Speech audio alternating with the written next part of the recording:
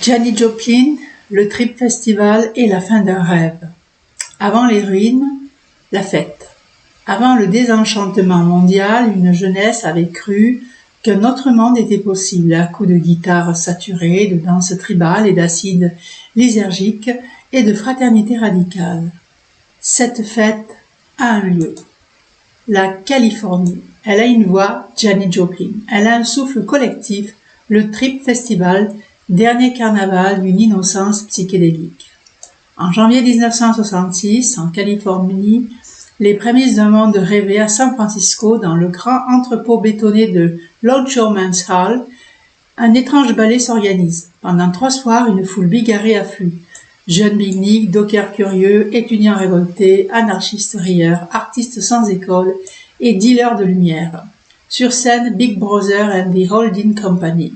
Un groupe encore inconnu, amené par une fille du Texas au timbre rock, Janis Joplin.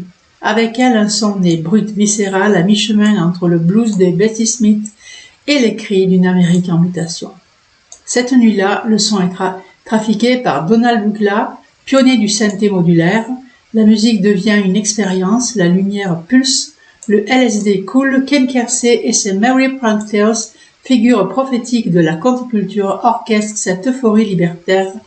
En parrainant la soirée du samedi, la foule plane, rit, danse, croit. L'Amérique hippie est en train de naître.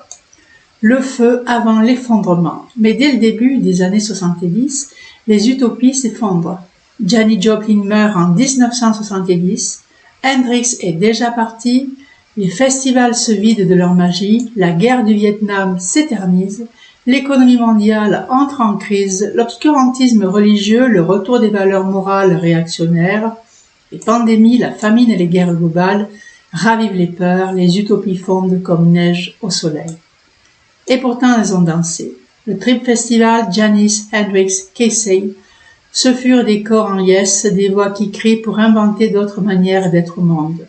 Et si leurs rêves n'ont pas tenu, ils continuent de nous hanter comme une promesse inachevée.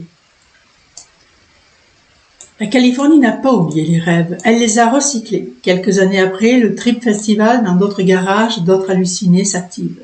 Ils ne trafiquent pas des sons, mais des circuits.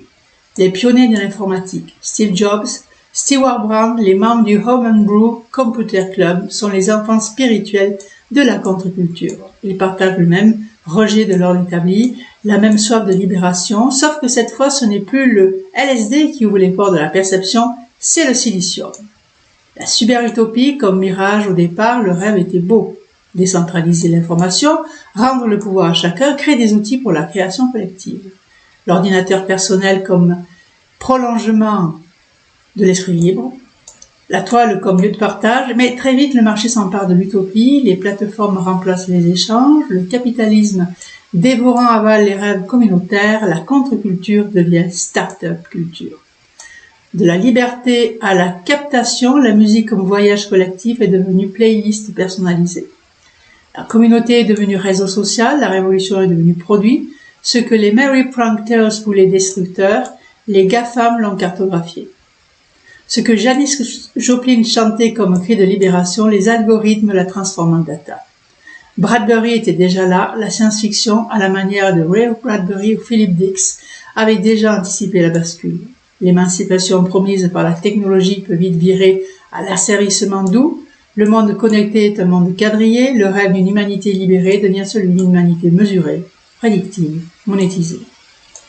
Illusion recyclée, rêve trahi, la Californie avait allumé les feux de la fête. Elle a aussi allumé les premières LED de la domination numérique. Le bal des illusions continue, mais les masques ont changé. Et ceux qui dansaient nus sur les plages de l'utopie se retrouvent aujourd'hui profilés, traqués, optimisé. Mais faut-il y voir une tragédie? Ces deux époques psychédéliques et numériques, que tout oppose en apparence, portent en elles secrètement un territoire commun à inventer. L'esprit de libération, la créativité, la recherche de nouvelles formes d'expression sont encore là. Le numérique peut être dompté, il peut, comme la musique ou l'acide d'hier, devenir un outil de libération, d'émancipation et de création partagée. Nous ne sommes pas les créatures d'une intelligence artificielle. Nous ne sommes pas les enfants de Frankenstein. Ce n'est pas une main glacée qui nous pilote, c'est la nôtre si nous décidons de l'attendre. La technologie peut devenir artisanale, complice et solidaire. Une main tendue aux plus fragiles, un souffle d'égalité pour celles et ceux que les systèmes ont exclus. C'est à nous aujourd'hui de prendre le manche, de reprendre la main sur les machines, d'imaginer, d'inventer, de détourner, de rêver plus loin encore. Ce n'est pas fini. C'est un nouveau tempo. Technologie et dignité, ce que l'intelligence artificielle permet quand on la rêve juste, sera notre prochaine vignette.